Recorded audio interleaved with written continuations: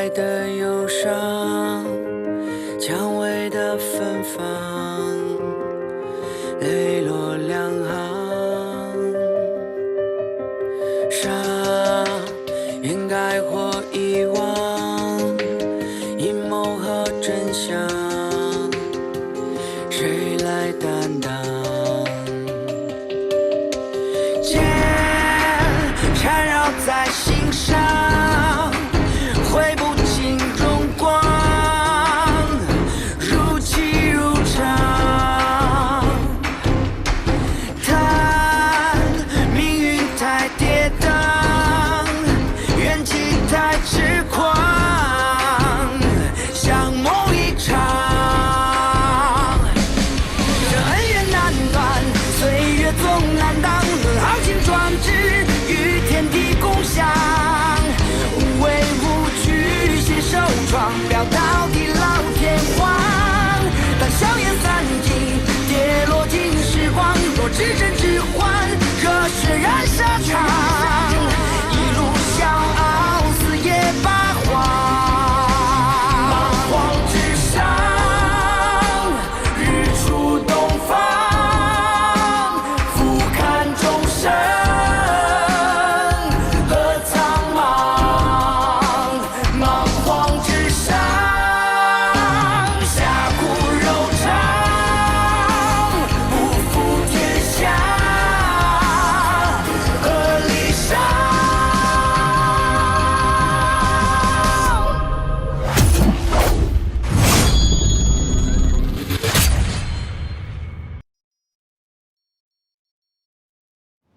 吉农哥，这是唯一一个你重新开始的机会，但是你服下它，将会忘记所有的一切。忘记所有的一切，你师尊说了，只有你心无挂碍，才不会被神王附体。也就是因为我们才会变成今天的样子，所以我要你忘了我，忘了我们所有人。我不想忘了所有人，我更不想忘了你。可是我没有办法，我不能眼睁睁地看着你受苦，眼睁睁地看着你这么折磨自己。我不可能吃的。如果你要我忘了你，我宁愿去死。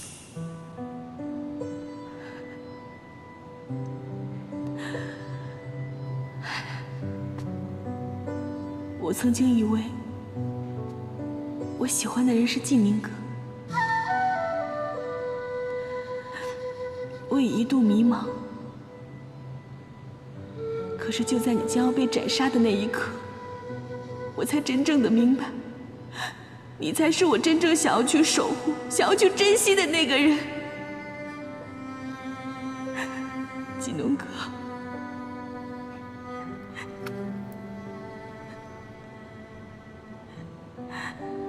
你这一次听我的，服下它好吗？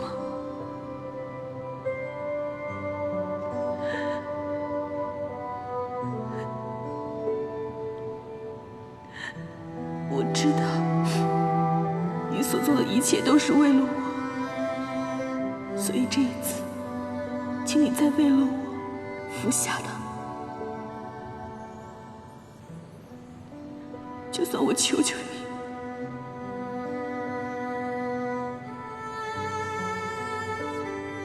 求求你。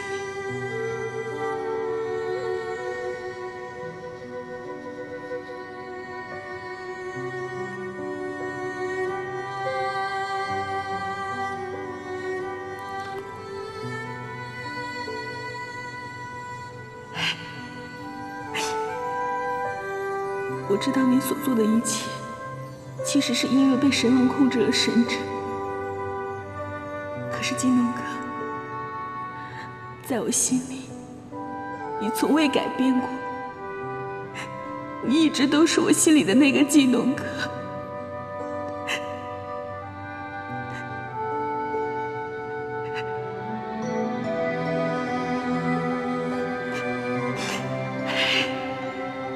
等你醒来，就不会再有任何痛苦了。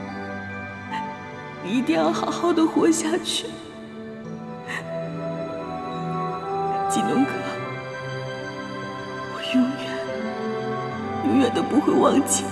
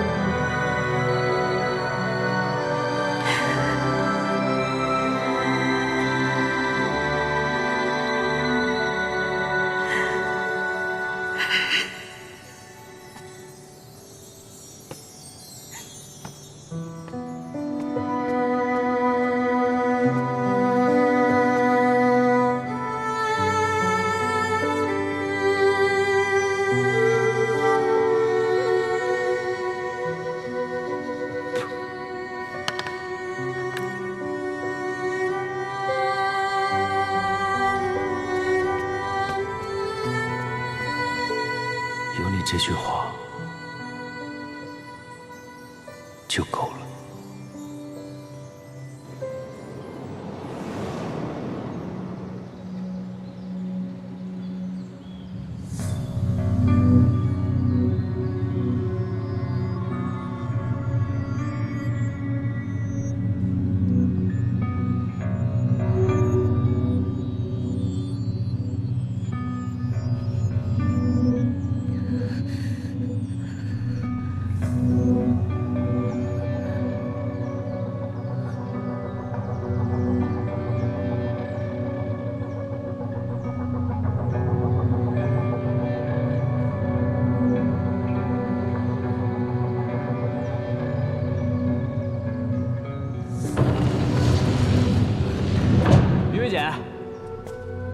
云云姐，九灵找到了啊！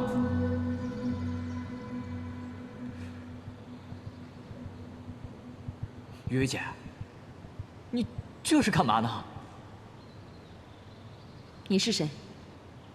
什么？我是谁？你和纪宁还有我们一起经历了那么多事，你现在问我是谁？纪宁。纪宁是谁？行了，别装了。你要是不知道纪宁是谁，我就不知道吃饭是什么。说，纪宁到底是谁？你怎么了？你不是于薇姐？对不起啊，我认错人了，我先走了啊。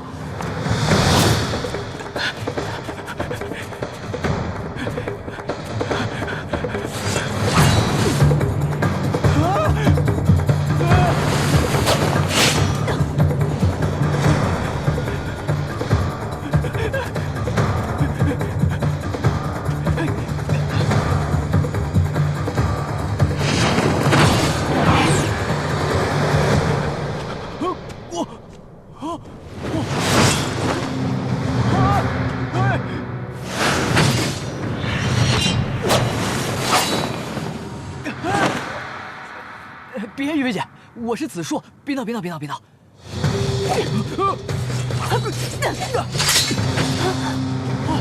喂，你是谁？我是谁？我是纪宁。纪宁，死生契阔，永不离弃，这是我们说过的话。这你也忘了吗？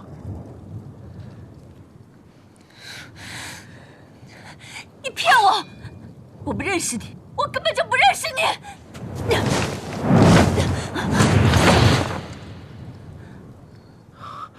雨薇，你是谁？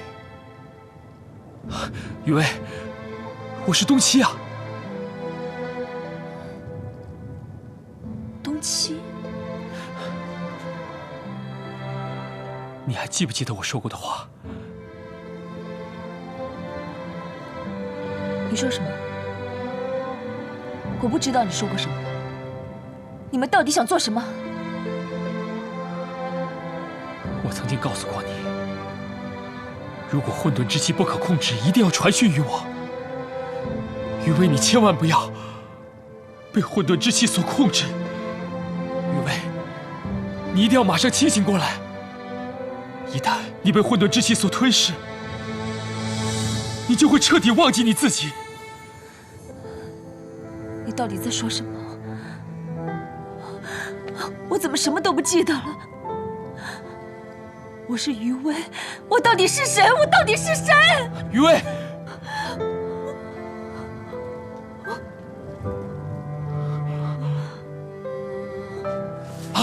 余薇，南君，余薇，南君，余姐，余薇，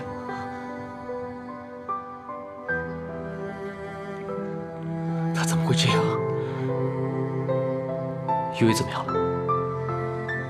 雨薇现在体内的混沌之气在急速增长，增长的速度一同寻常，像是受到了某种物质的催发。你有没有发现，雨薇每次回到黑白学宫以后，她体内的混沌之气就会剧增，而且就像今天这样，失去了意识。确实如此。这事会不会跟隐藏在学宫里的内奸有关系？内奸？神王在学宫里派入了一个内奸，殿才师尊和五峰师尊皆被当作嫌疑人，而且被关在禁地当中。但是我们都很清楚，真正的内奸还在这里。你这么说，倒是让我想起了一件事情。神王在封印之时，一直用神识跟我联络。可是除此之外，暗中还有一个神秘人与他秘密联系。此人的身份极为隐秘，恐怕普天之下，也只有神王一人才知道是谁。我怀疑这个人可能是长青剑仙。长青剑仙不大可能，他的功力在殿才道人之下。他不可能做到既控制殿才道人和五峰道人，又不暴露自己的身份。我想这个人功力一定非比寻常，一定是在长青剑仙之上。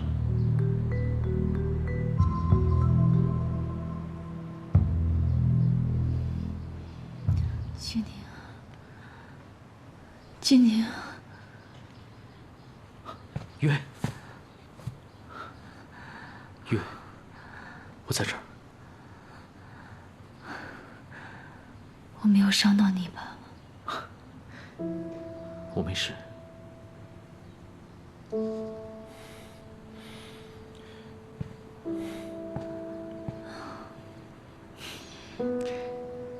刚好东七出现了。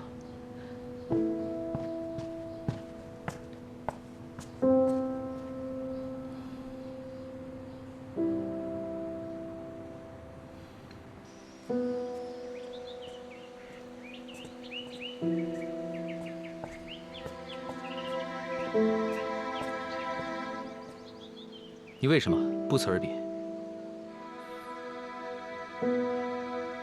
我怕我自己动摇。动摇？其实你应该很清楚，在这之前，我曾经一度将余薇错认。余薇与他太过相似，就仿佛南君再次出现。经过上次一事，我才终于放下执念，认清这一切。余薇只是余薇而已。你不会的。哼，为什么不会？在你眼里，我应该是和神王一样，都是恶人吧？你不是神王。神王为了一己私欲，不惜让生灵涂炭，但你却有你自己的道，而这道就是你对南君的爱。这份爱纯净的容不下半丝杂质。你不会再将余薇看作南君的，因为你不会让你对南君的爱有半丝虚假。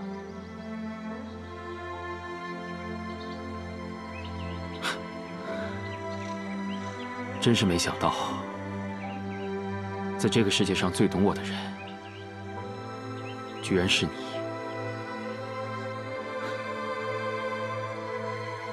另外，我知道灭族之事跟你无关，是我一直误会你，我向你道歉。这个以后就不要再提了。除了道歉，我还欠你一句谢谢。在我无法守护余威的时候，是你救了他。说真的，我曾嫉妒过你，但是后来当我明白爱为何物之时，这份嫉妒变成了感激。如果没有你，恐怕我早就失去余威了。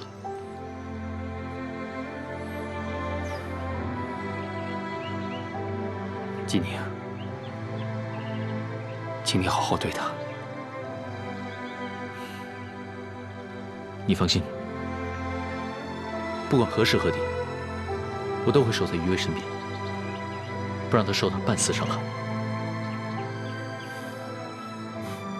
好，我记住你今天所说的话。如果你有半点食言，我会第一时间带他离开。一言为定。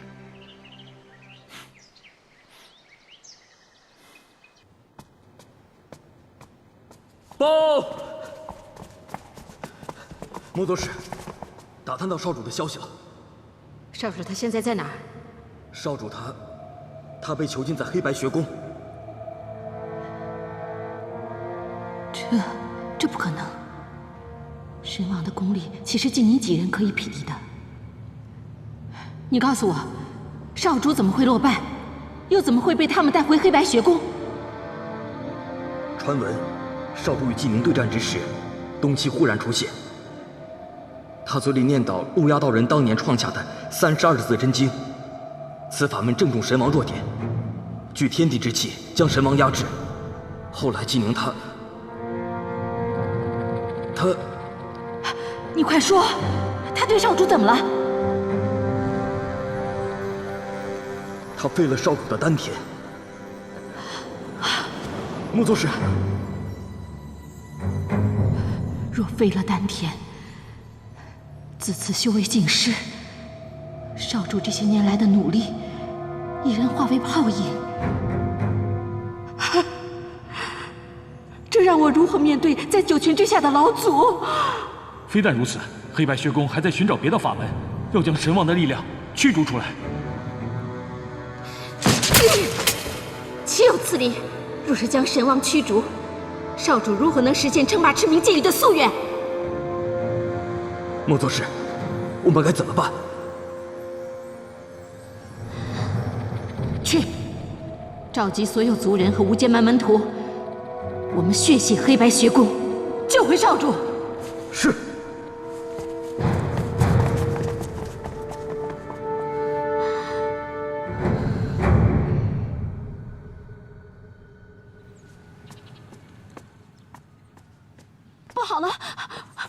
不好了！怎么了？九莲师姐，少元氏进攻宫门，宫门的结界马上就被攻陷了。怎么会这样？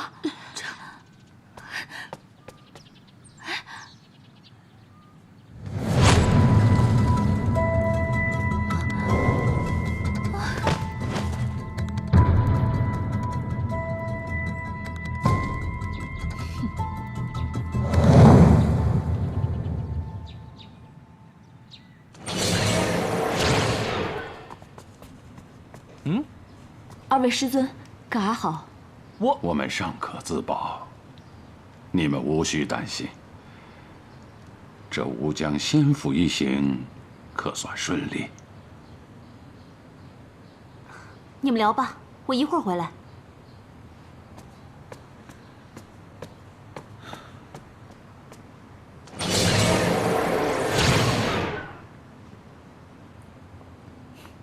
师尊，对不住我。这次乌江仙府之行，我没有顺利炼化法宝，未能替两位师尊洗清冤屈，请责罚。以你们现在的功力去闯乌江仙府，已是难为你们了。能够平安的回来，那也是难得，还提什么责罚呀？师尊，我们虽然没能顺利炼化法宝，但是我们找到了神王附体之人。哦，谁呀？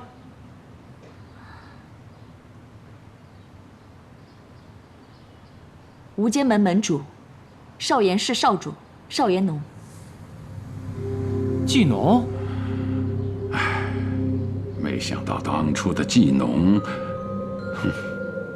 变成了现在的少岩农了。师尊，莫非您早就有所察觉？当我见到季农的第一眼，佛尘便有所颤抖。我掐指推算，他命中会有此劫。我念其心智尚正，还有挽回的余地。没想到还是被神王选中，最终走上了这条路啊！师尊，如果可以把神王的力量驱逐出去，那么季农就可以重新开始，这不算太晚。哼，这倒是个办法，但并非是个好办法呀。这驱逐之法是什么呀？施法过程艰险万分，而且这是常人能够承受得了的吗？不管情况有多艰难，我跟季农都不会放弃。既然如此，唯愿季农能够逃脱此劫，重获新生。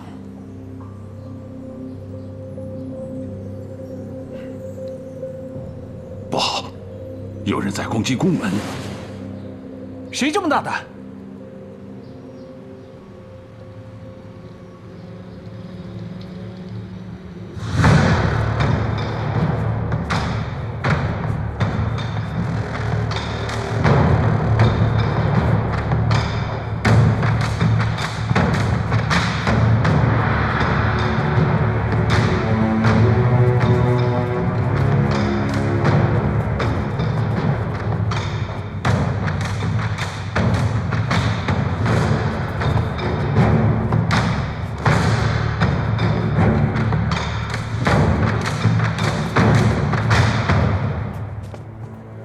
把你们的长工给我叫出来！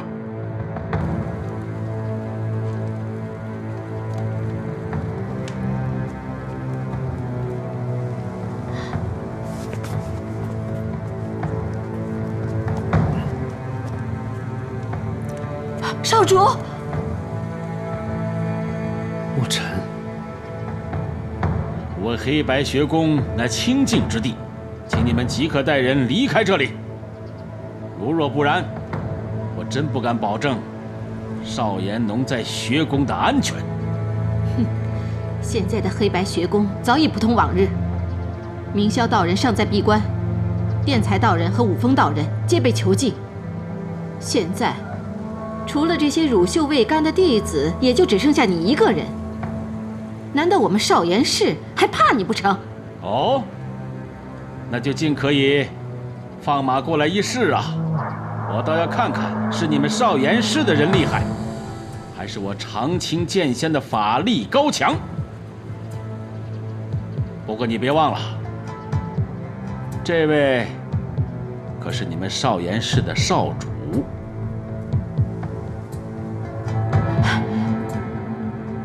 立即放了我们少主，我自然让所有人都退下。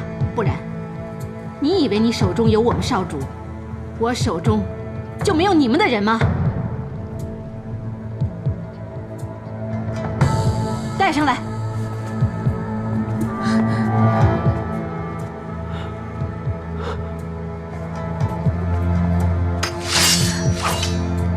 九莲，但凡我们少主少一根头发，你们这个九莲也绝对不会好过。长青剑仙，想保住他的性命，就赶紧把我们少主放了，否则我就让东岩市的少主死在黑白学宫。火圣道人绝不会与你们善罢甘休。笑话！还没人敢威胁我长青剑仙！立即放了九莲！你们先放了我们少主！不可能！少岩农体内乃有神王的存在，为了赤明戒域的安危，别说是一个九莲，就是牺牲整个黑白学宫，我们也绝对不会放人。好，既然如此，那我就先杀了他。住手！少主，季农哥，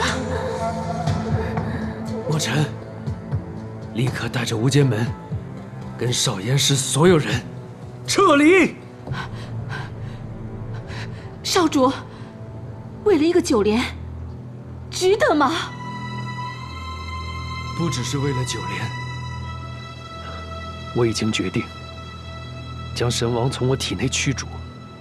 之后，我要效忠于圣君，共同保护赤明戒域。如果你们还认我这个少主，立刻带着所有人撤离。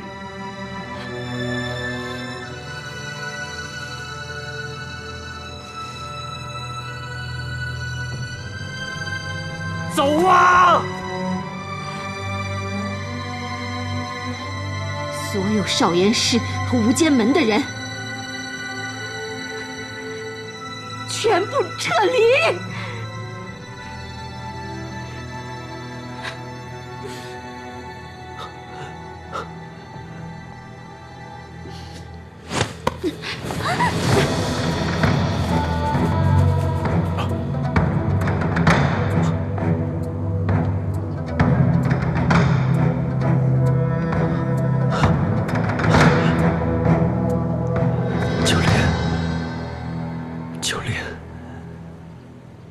墨尘，你快放我出去！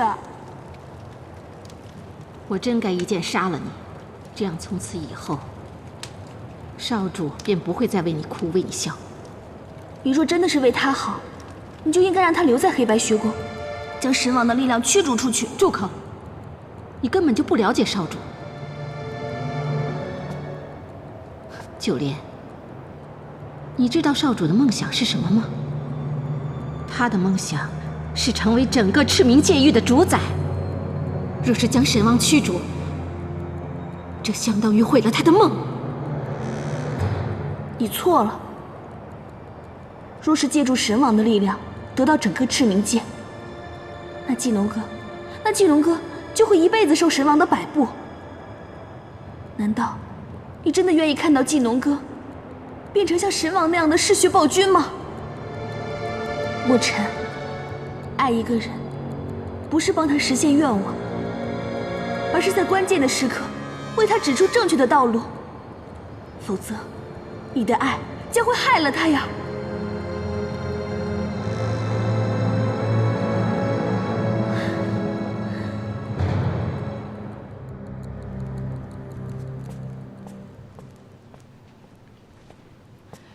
季农，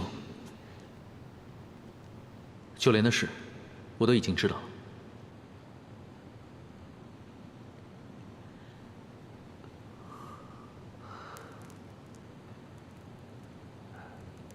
你找到九莲了？你放心，墨尘很清楚你对九莲的感情，他不会伤害九莲的。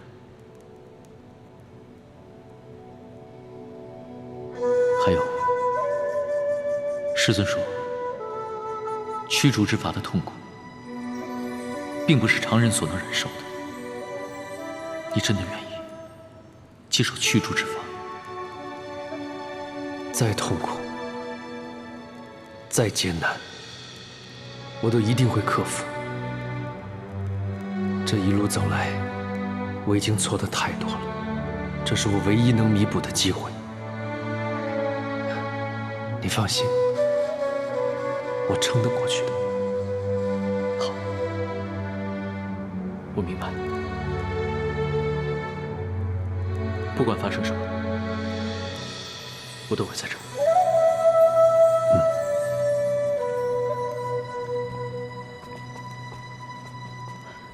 师尊，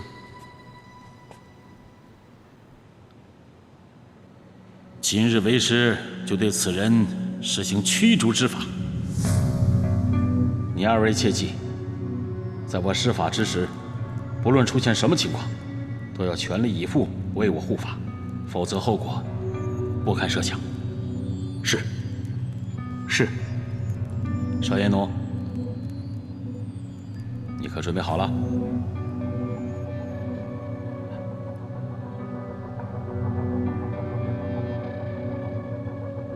动手吧！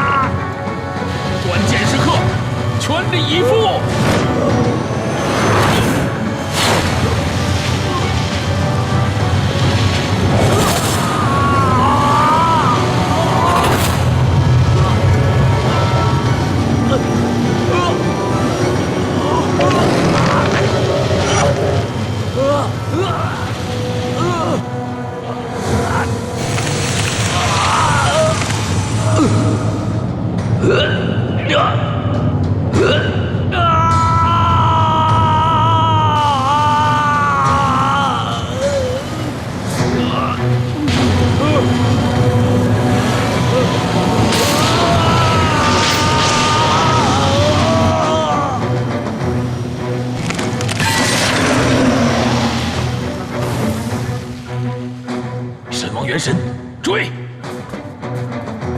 纪宁，看着纪农。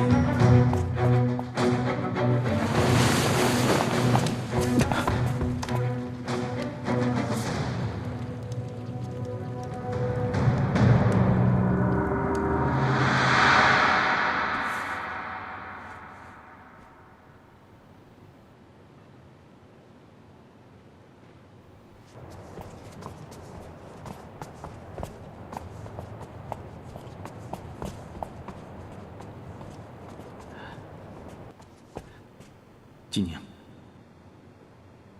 神王的元神逃走了。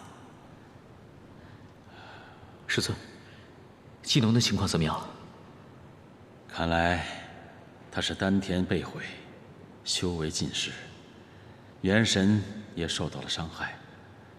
现在的功法不足以护体了，恐怕……拉达，你在此好生守护，一有事情即刻禀报为师。是，师尊。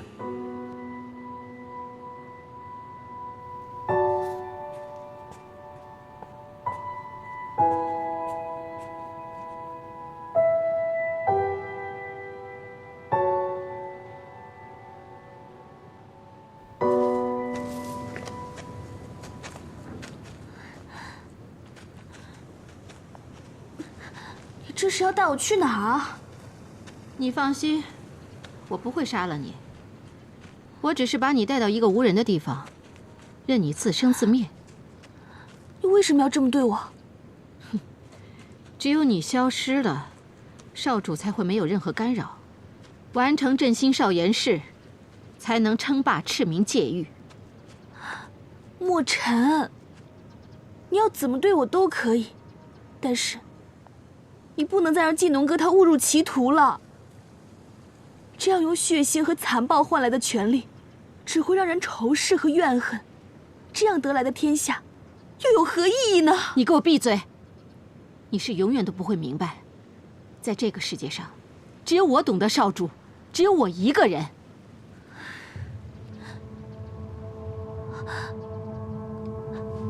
松开，季农哥，你又想耍什么花招？墨尘，是季农哥，他出事了，我要回去救他。不可能，我已经在心里发过誓了，再也不让你与少主相见。墨尘，你真正爱的人，根本就不是季农哥，而是你自己。你只会私自的占有，和毫无立场的追随。难道这就是你对季农哥的忠诚吗？你，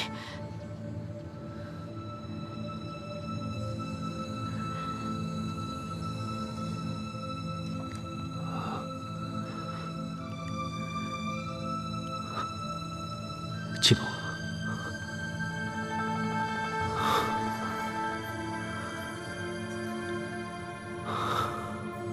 你能原谅我吗？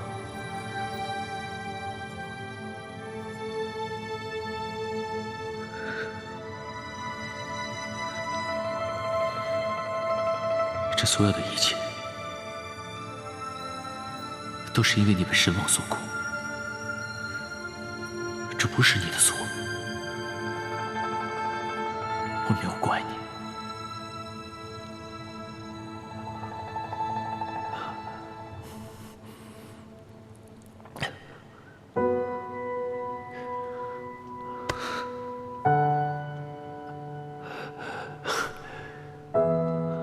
真希望这一辈子都能跟你做兄弟。好，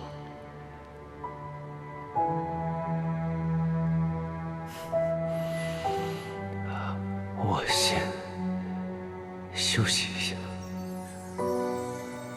好，好好休息。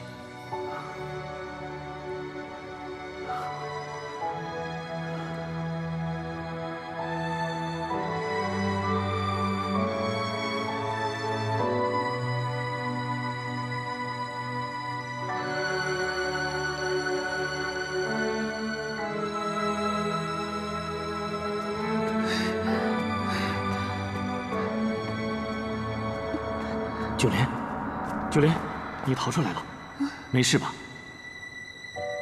我没事。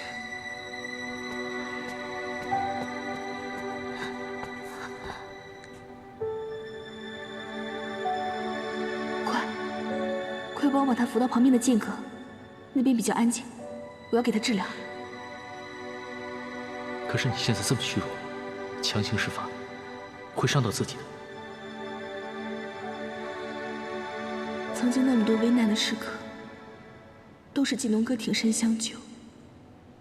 这一次，他落得如此境地，我又怎能只顾着自己？好，看到季农忍受阵法的痛苦，我就忍不住想，如果当初我没有进血宫，没有丢下季农，他就不会走投无路，投降无间门。那么这一切就不会发生。罪魁祸首不是神王。每个人要走的路，都是自己的选择。季农变成这个样子，不怪你。季农的本性一点都不坏。我见过很多弱小的氏族，他们家园被毁，流离失所，但是他们依然没有坠入魔道，没有走火入魔。他们依然在赤冥界域陷入危难之时，用尽自己的全力匡扶正道，斩妖除魔。季宁，决定一个人命运的，不是外在的境遇，而是内心的坚持。是，季农是犯过错误，但他已经悔改了。他为了驱逐神王，还差点丢掉了自己的性命。我不否认他悔过了，但是他在乌江仙府这么执意的要杀你，现在又甘愿驱逐神王，你不觉得这一切进展得太过顺利了吗？你还在怀疑季农？你冷静想一想，从他进入无间门到变成门主，这其中经历了多少磨难？他怎么会这么轻易就背叛神王，这么轻易就放弃他辛苦打拼来的地位呢？况且，他早就把季氏当作杀父仇人，他与季氏不共戴天。就算他没有被神王控制，恐怕他内心早就变了。事情并不一定是你说的那样，我还是相信季农。我知道，我说这些话会让你很难受。我知道你跟季农的感情，但是季农，我不想你受到伤害，而且他还是你最信任的人。我知道你是为我，但我还是无法接受。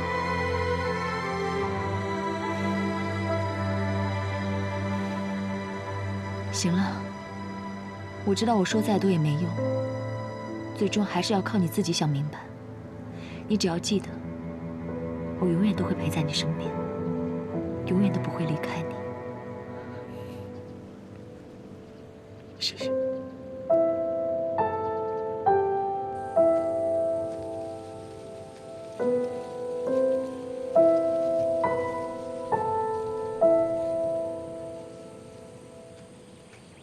门主，您让我查找的消息，已经找到了。是吗？余威的混沌之气看起来十分异常，这到底是什么原因？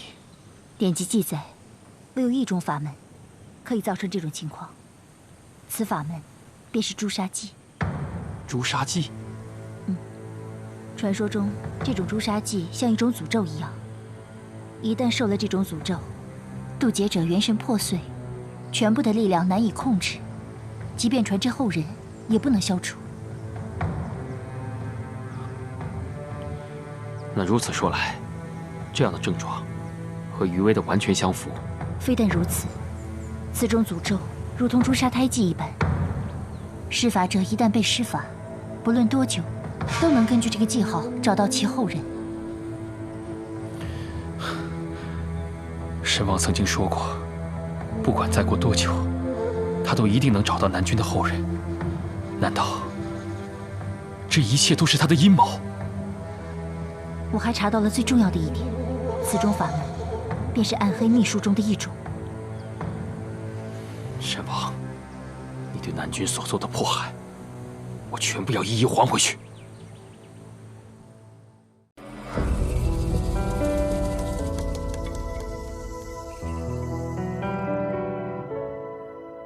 我的心里住着一座城，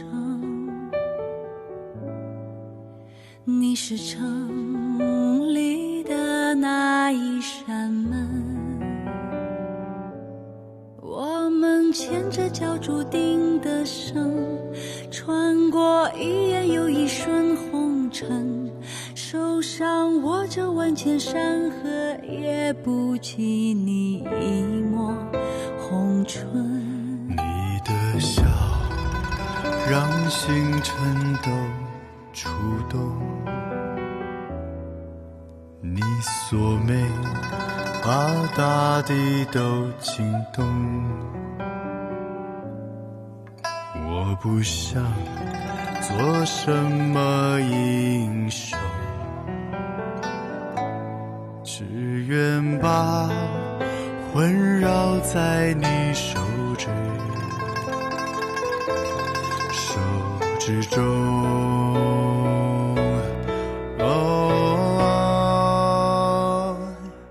我们总在为了争夺一次又一次错过，我们总是为了承诺一再被命运糊弄。明是挂在天上不再住，却瞬间流走。只愿为你，只能为你再来过。我们总在为了挣脱一次又一次错过，我们总是为了承诺一再被命运糊弄。明是挂在天上的彩虹，抓不住却瞬间流走。只愿为你，